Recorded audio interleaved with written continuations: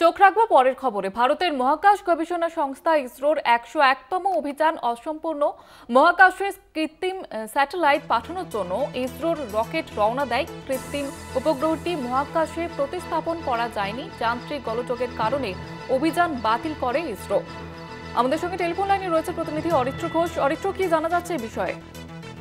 দেখো, রবিবার ভোর 5:59 অন্ধ্রপ্রদেশের শ্রীহরিকোটার সতীশ ধাওয়ান স্পেস সেন্টার থেকে EOS 09 নিয়ে রওনা দেয় PSLV C61 rocket.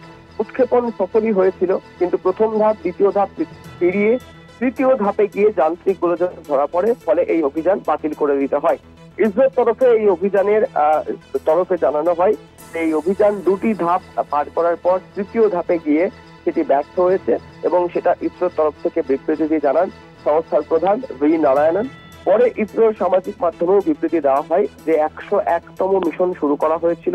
PSLV C61 দ্বিতীয় ধাপ পর্যন্ত স্বাভাবিক ছিল, কিন্তু তৃতীয় ধাপে বিশেষ পর্যবেক্ষণ এবং যান্ত্রিক গোলযোগের কারণে এই মিশন শেষ করা যায়নি।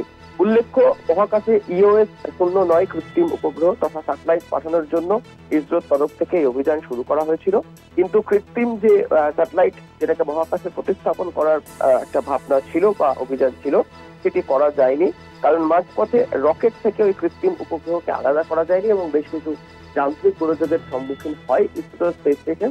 সেই কারণেই অভিযানটিকে অ্যাবান্ডন করে দেওয়া হয়েছে বা অভিযানটিকে বাতিল করে দেওয়া হয়েছে। ধন্যবাদ অরিত্র।